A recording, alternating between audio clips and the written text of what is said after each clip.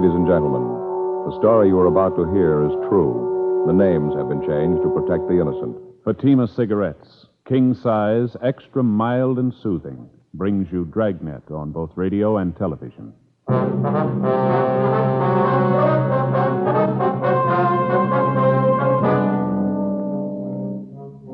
You're a detective sergeant. You're assigned to homicide detail. You get a call that a man has had a heart attack, fallen and fractured his skull. It looks like an accidental death. Your job, investigate. Friends, the name Fatima has always stood for quality. Fatimas are distinctive, with a truly different flavor and aroma. And in king-size Fatima, you get an extra mild and soothing smoke, plus the added protection of Fatima quality. Remember, in Fatima, the difference is quality. Because of its quality, its extra mildness, its better flavor and aroma, Fatima continues to grow in favor among king-size cigarette smokers everywhere. Switch to Fatima yourself today. Ask your dealer for Fatima in the bright, sunny yellow pack. King-size Fatima. The difference is quality.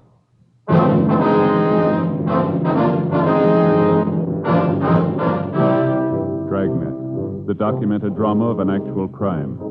For the next 30 minutes, in cooperation with the Los Angeles Police Department, you will travel step by step on the side of the law through an actual case transcribed from official police files. From beginning to end, from crime to punishment, Dragnet is the story of your police force in action. It was Wednesday, September 4th. It was warm in Los Angeles. We were working the night watch out of homicide detail. My partner's Frank Smith. The boss is Thad Brown, chief of detectives. My name's Friday. It was 10:46 p.m. when we got to 2102 West Francis Avenue. The front door.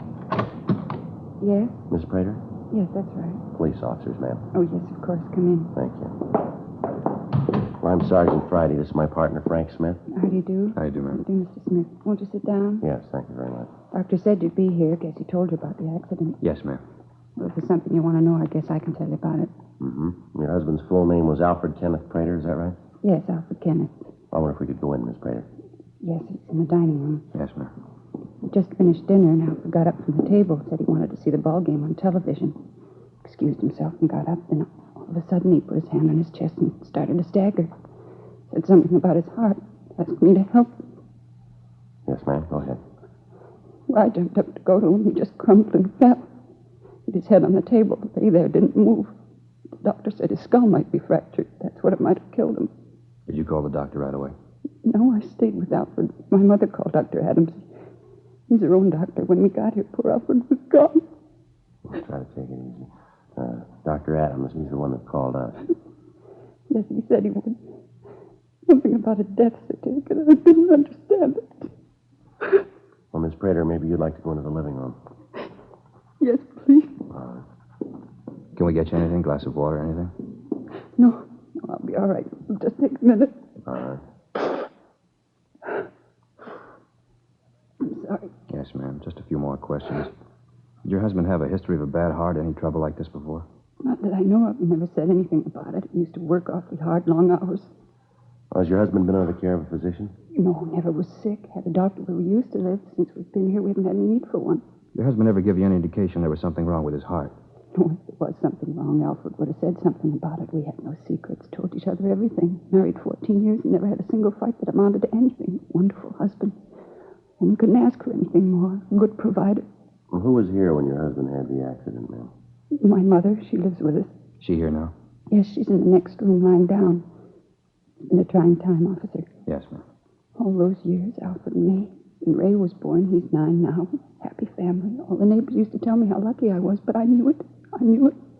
Now it's all gone. I wonder if we could speak to your mother, Miss Prater.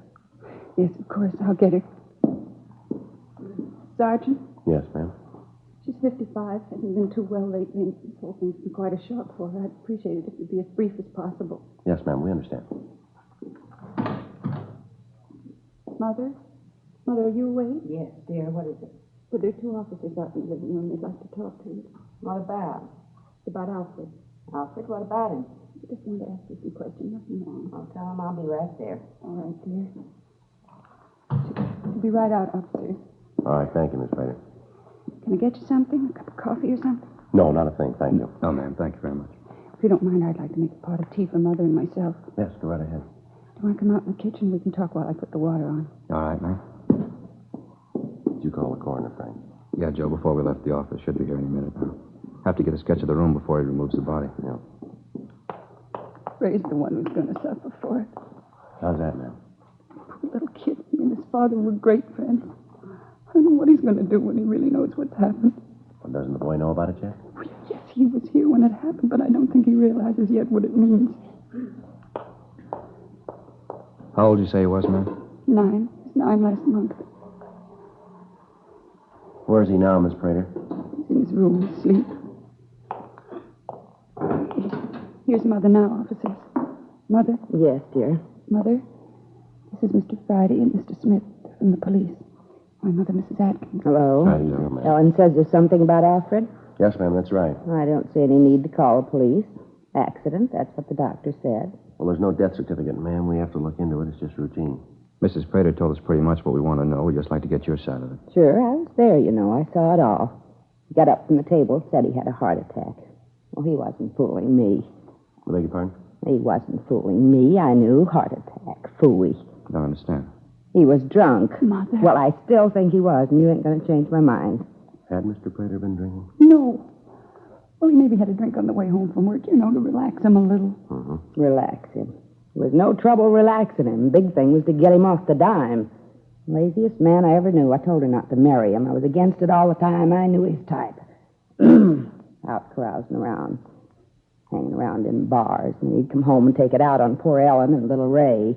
Mother, please. Alfred was my husband. He's Ray's father. He's dead. Find a little forgiveness in your heart. That's all I'll find. A little. Officer, I'm not afraid to say what I think. I didn't like him. I never did. As far as I'm concerned, he was no good. Drunken bum, that's all he was. He hated me. Never did like me. Regretted every mouthful of food I ate. Never was too quiet about it either. Mother, that's not true. Alfred never regretted having you here with us. Well, that's what you say, and I know different. He might have died from a heart attack, all right. But if he did, that was that cheap liquor brought it on. Got up from the table, staggered around, and fell. Well, you say it was his heart, and I say he was drunk. Just plain drunk. Well, how about it, Miss Prater? Had Mr. Prater been drinking enough to make him fall, do you think? Certainly not, officer. You'll have to excuse Mother. She doesn't mean what she's saying. I do, too. If you're going to call me a liar, I'm going to my room. When you're sorry about what you said, you can call me. You'll have to forgive her. She doesn't know what she's saying. Yes, ma'am. My father died when I was very young, Sergeant. That was all Mother had. Guess she never did think any man was good enough for me. I hate to do this, Mrs. Prater, but there are some questions we have to ask for our report, if you'll bear with us. Of course, I understand. Now, you said his full name was Alfred Kenneth Prater, is that right? Yes. What was his age? 36. Birthday's November 22nd. How about his physical description? 5'11", 167 pounds. Front door. You mind answering it? Not at all, ma'am. I imagine it's for us anyway. I'll get it, Joe. Miss Prater, we'd like to get this straight. Just your mother, your son, and yourself were present when this accident occurred, is that right? Yes, just the three of us.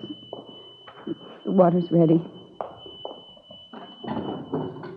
You sure you don't want a cup of tea? No, ma'am. Thanks just the same. How about the other officers? No, I don't think you'll want him either. About your boy, Ray, Miss Prater. What about him? You said he was asleep? That's right. We put him to bed right after the accident. He was so close to Alfred. They were great friends. Thought it might be best if he went right to sleep. You want to see him? Well, probably better if he sleeps right now. We can talk to him in the morning if we have to. I'd appreciate it if you could, Mr. Friday. He's just a boy and all this. You know. Surely, ma'am, we understand. Deputy Coroner, Joe. He's taking care of the body. Well, that about does it, huh? You're going to take Alfred now? Yes, ma'am. Will he be? Can I go along? Oh, poor Alfred. There's no need for it, ma'am. There'll be an inquest after the autopsy. We'll give you a call about that. We know how you feel, ma'am. We don't like to intrude at a time like this, but it's one of our duties, there being no doctor in attendance at the time of death. Meantime, if there's anything we can do for you, here's our card, and you let us know. Anything at all. Thank you very much. Michigan 5211. Yes, ma'am, that's right. Station 2521. All right, Mr. Friday.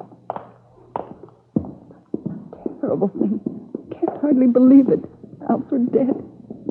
Terrible. Officers, Yes, ma'am?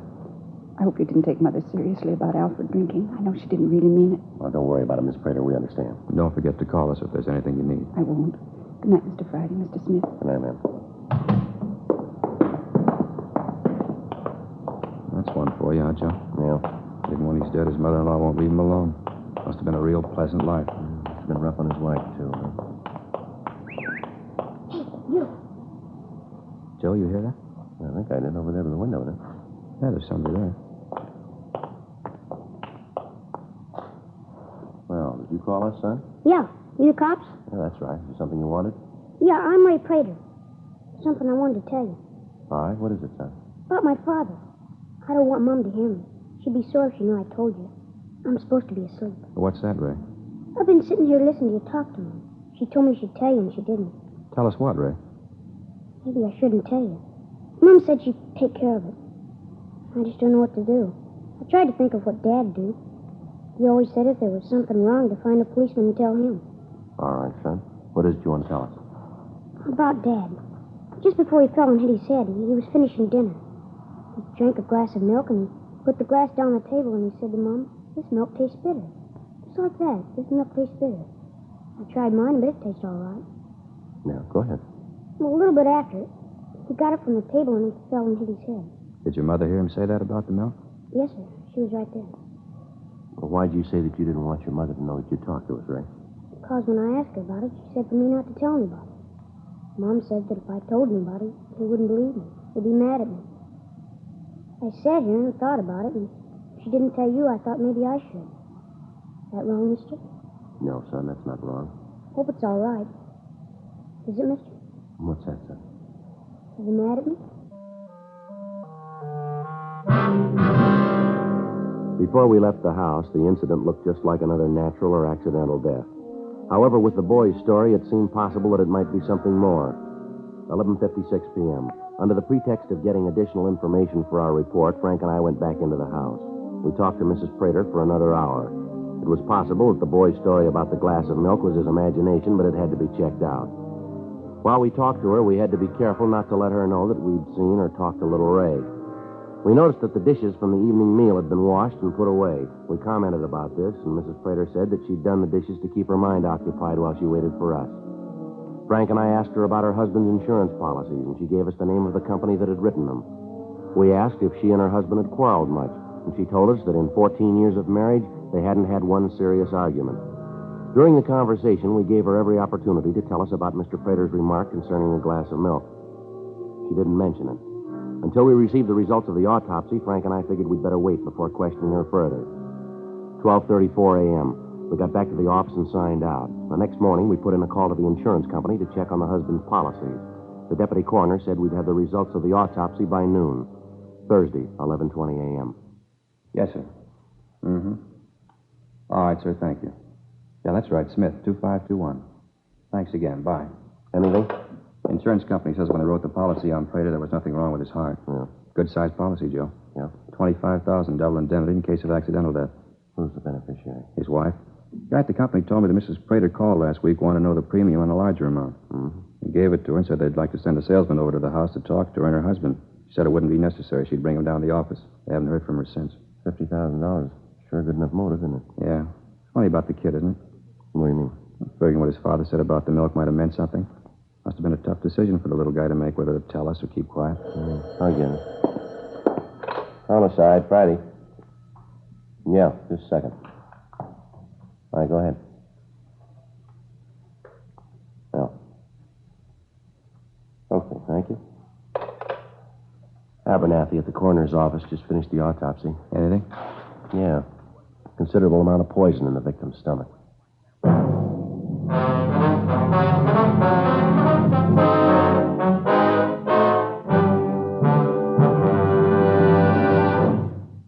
You are listening to Dragnet, authentic stories of your police force in action.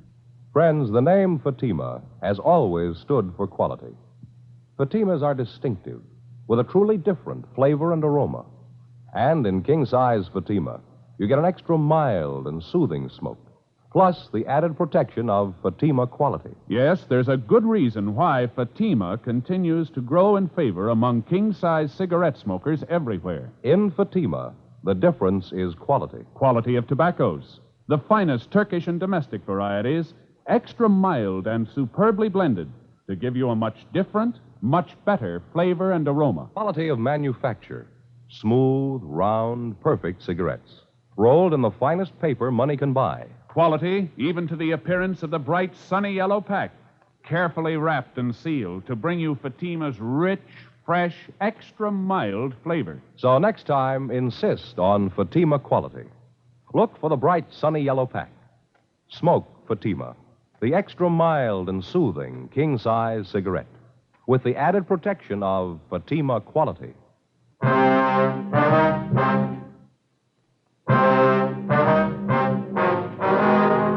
The finding of the poison in the stomach of Alfred Prater had definitely ruled out natural or accidental death. There was still the possibility, however, that he'd taken his own life. The story given us by the Sun made this unlikely, but still within the realm of possibility. 1:15 p.m. Frank and I arrived at the Prater residence. Yes? Oh, you're the officers who were here last night. Won't you come in? Thank you, ma'am. Something more that you wanted to know? I think I told you everything last night. Well, something's come up, ma'am. Kind of changes things a little. What's that? Well, originally, ma'am, we thought your husband's death was natural or accidental. You mean now you don't think so? No, ma'am, he died of poison. No, it can't be. There's a mistake someplace. No, afraid not, ma'am. Wonder if we could sit down. A few questions we're going to have to ask you. Yes, of course. This is quite a shock, officers. I don't know what to think. Yes, ma'am. Did you tell us what you had for dinner last night, what your husband ate? He ate the same things all of us did, nothing different. What was that, ma'am? Green salad, macaroni and cheese, bread and butter, and a pudding for dessert. You all ate the same food, is that right?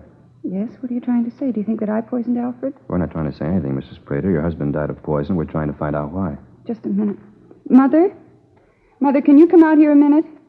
It's the most ridiculous thing I've ever heard. Your husband have anything to drink with his dinner, ma'am? Of course, water, then coffee after dinner. He always has a couple of cups of coffee after dinner. Now, all he had with his dinner was water. Is that right? Yes, just water. You ever drink anything else with his dinner? Milk, tea, maybe a glass of beer? Oh, milk once in a while. Last night we only had enough for Ray, though. Just one glass. As for beer, Mother'd raised such a fuss, I don't think Alfred wanted to go through it.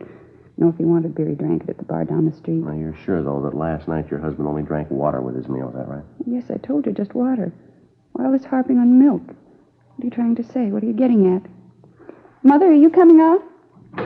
That's all the ruckus about. Can I even take a nap in peace? These officers just told me that Alfred's death wasn't accidental, Mother. Not accidental. Nonsense. The doctor said it was an accident. What more do you need? Got drunk and fell down, broke his head. Of course it was an accident. I'm afraid not, Miss Atkins. Your son-in-law was poisoned. Poisoned? How? That's what we're trying to find out. They seem to think that maybe I did it, Mother. You? Why, that's ridiculous. Why would she do it? Well, there was quite a bit of insurance, for one thing. You've been nosing around, haven't you? So there was a little insurance. What does that prove? It was more than a little, ma'am. $25,000 worth. Double indemnity clause makes it $50,000. And that brings up another thing, Miss Prater. Yes? The insurance company says that you called them and wanted to raise the amount of the policy. Is that right? Well, yes, I did call him, but Alfred told me to. Said he wanted to provide more for me and Ray.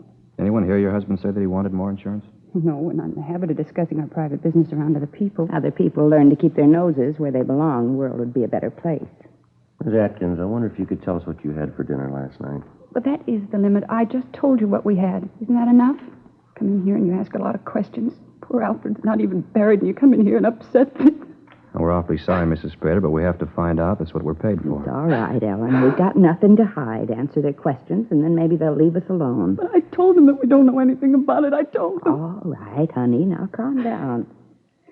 Now, dinner last night. What you wanted to know about? Yes, ma'am. Just what you had to eat. Macaroni and cheese. Little salad and some pudding Ellen made. Nothing else? Bread and butter. How about something to drink? Water. Good, clean water. Ray drink water, too? No, he had milk. Mr. Prater drink milk? I told you. We'd like for your mother to tell us, too, ma'am, just to keep the record straight. I think he might have had some milk to drink. I don't remember special. No, he didn't, Mother. Remember when I poured the milk for Ray? I said there wasn't enough for anyone else. Just one glass for Ray. That's all there was. Don't you remember? Well, no, I don't. But if you say it was that way, then I guess it was. You got no reason to lie.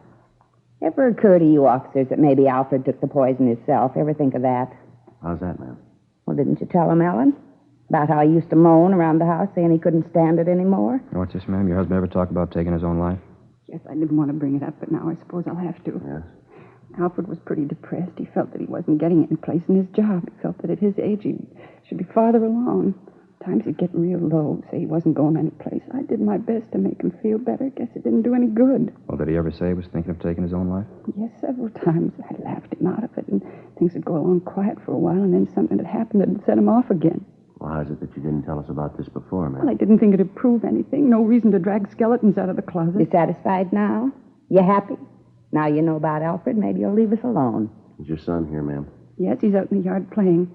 I'll call him if you have to talk to him. I'd like to very much, ma'am. All right, I'll get him. Before you go, Miss Prater, Yes? do you keep any poison around the house?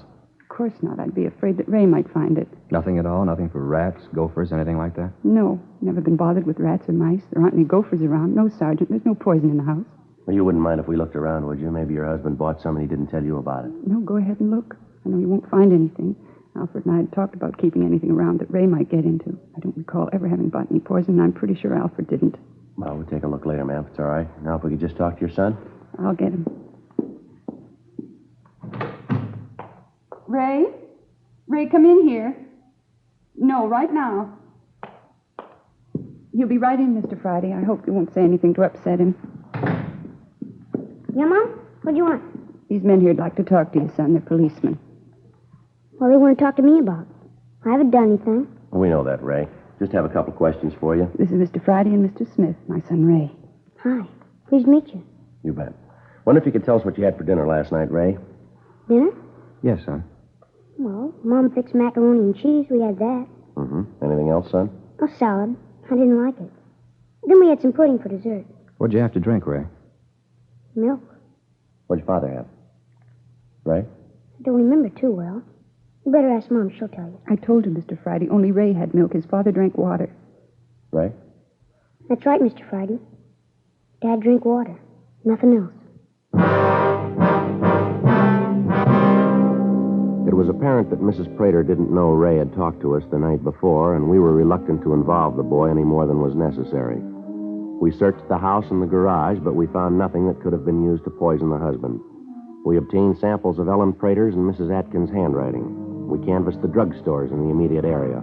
None of the druggists we talked to could remember selling poison to a woman answering either description. We contacted the office, and Sergeants Gill and Cenas and Danny Galindo were dispatched to the neighborhood where the Praters had lived previously. They were to canvass the drugstores and at the same time talk to the neighbors. In talking to the people in the area around the house, we found that the Praters were the subject of constant gossip. We heard tales of violent arguments between the victim and his wife. Several of the quarrels had resulted in the neighbors calling the police to quiet them. Around the neighborhood, we found out that Mrs. Prater had a violent temper and had had several arguments with her husband in the corner bar. According to the bartender, she accused him of running around. He went on to tell us that as far as he knew, nothing was further from the truth. That Alfred Prater loved his home and his son, and that he took to drinking as an excuse to get away from his wife's nagging. 5:20 p.m. Frank and I checked into the office. Rough day. Yeah, a lot of legwork. Not that so much. Just hoping Cenas and Galindo did better than us. Well, we didn't do too bad. We pretty much proved that what you said about the happy home life wasn't true. I suppose. Without being able to show they were in possession of the poison, we weren't going to be able to prove much. I got it, Joe. Homicide, Smith. Yeah, Gil. Mm-hmm. How about that? Yeah, ask him to, huh? Okay. Said what? Yeah, I got it. Right. See you then. And Cenas? Yeah, they found the place she bought the poison. Druggist out there remembered her from the description, checked the book, used the name Eileen Peters. Funny thing, though. Yeah. When the druggist asked her the address, she gave him the real one. You know, the house they lived in previously? She said what she wanted the poison for? Yeah, Gil said the book read to destroy pests. On the way out to pick up Mrs. Prater, Frank and I outlined the plan for identification. In the event the druggist was unable to give a positive identification, we thought it better if the suspect didn't know she was being observed. This would forestall any embarrassment to the druggist. We arrived at the Prater home and took the suspect into custody. She said that she couldn't understand why we were arresting her, but that she'd be more than happy to go with us to get the thing straightened out. 6:40 p.m. Frank and I talked with Ms. Prater in the interrogation room. Alfred and I got along perfectly, never a misunderstanding. Well, your neighbors don't bear that out, Miss Prater. What? They said that you two used to fight all the time. Had to call the police a couple of times. They're busybodies, Mr. Friday, busybodies. They were jealous because Alfred and I were so happy. Once in a while we had a little fuss, but nothing worth mentioning. How about the police being called, ma'am? Well, they might have come by when we were playing the radio a little loud, having a party, something like that, but never an argument. And you said your husband didn't drink any milk the night he died, is that right? That's right, I did. Your boy Ray seems to disagree with that. He said that his father did drink some milk, commented on the fact that it tasted bitter. The little sneak, he's lying, of course, you know that. Wait a minute, you talked to him. He said that his father drank water, like I said. What are you trying to do, cause trouble between me and my son? No, ma'am. I should hope not. Poor little kid, father dead, and you trying to say that I did it, that I killed Ray's father. You ought to be ashamed of yourself. Yes, ma'am. Frank? Yeah, Joe. It's a little warm in here. You want want to open the door for a minute? Yeah, sure. Thank you. That's better. Not too cold on you, is it, Miss Prater? No. Miss Prater, did you ever buy any poison for any purpose? You asked me that before. I told you no then. The answer's the same now. You're sure that you never bought any poison of any type? Absolutely. You ever do any business with a Mr. McLean in your old neighborhood? McLean? Don't recall the name. He's a druggist. No. No, I always bought from Mr. Swenson, little drugstore in the corner near the house. Excuse me a minute, will you please? I want to check something down the hall. Yeah, all right, fine. Listen, maybe you haven't got anything else to do, but I have. So if you'll get this foolishness over with, I'd like to go home. Well, we're almost finished, Miss Prater. Just a couple more things. Well, get 'em over with. Same one, Joe. He's positive. Mm-hmm. Miss Prater? Yes? Maybe if we lay this thing out for you, it'd be a little better. Anything to get it over with. I want to go home. I got to get dinner for Ray and Mother. All right. In the first place, you told us that you and your husband were happy. The neighbors tell us that you fought all the time. The bartender says you used to come in there and raise the roof with your husband. You claim he was going out with other women. So the part about you and your husband being happy is a lie, isn't it? I don't know what you're talking about. Well, you said your husband didn't drink any milk for dinner the night he died. Your son says he did. What's all this about milk, anyway? What's that got to do with it? Well, according to what your son said, it looks like that's what your husband got the poison in, doesn't it? Where would I get poison? I didn't buy any. I told you that. You searched the house and the garage. You didn't find any. We've got the man who sold it to you, Mrs. Prater. He just gave a positive identification. And Don Meyer, our handwriting man, checked the samples of your handwriting with a signature in the druggist's buy book. They're the same. He might have wanted to collect on that insurance policy. Any way you look at it, Miss Prater, the facts point out that you killed your husband. No, why not admit it? I didn't want to kill him. I only wanted to make him sick. Just sick, that's all. So he'd stop drinking, stay home a little bit. I didn't want to kill him. I didn't mean it. I didn't want the money. I just wanted him home with me. That's enough. Frank, you want to call the stenographer? Yeah, Joe.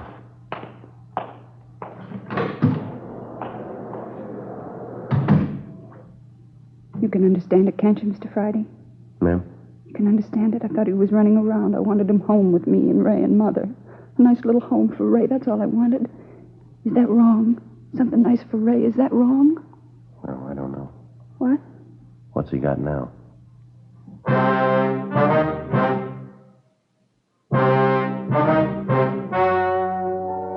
The story you have just heard was true.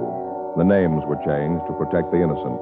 On January 13th, trial was held in Superior Court, Department 87, City and County of Los Angeles, State of California. In a moment, the results of that trial.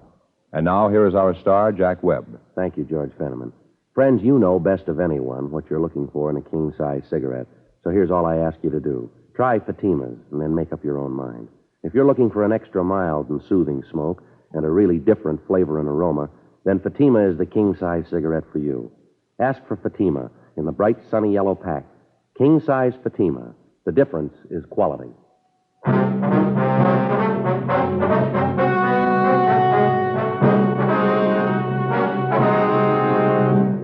Ellen Adelaide Prater was tried and found guilty of murder in the first degree. She was sentenced to life imprisonment and is now serving her term in the state penitentiary for women. Further investigation proved that the mother-in-law, Mrs. Ruth Atkins, was unaware of the intention of her daughter to kill her husband. She was not connected in any way with the death of Alfred Prater.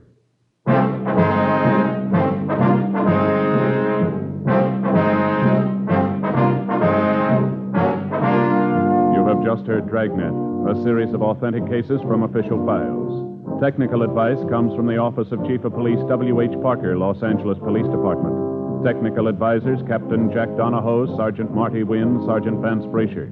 Heard tonight were Herb Ellis, June Whitley, Sammy Ogg, Virginia Gregg.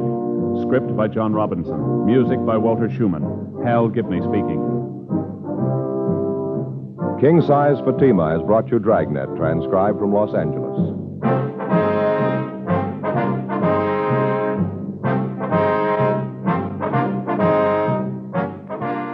This is NBC, the national broadcasting company.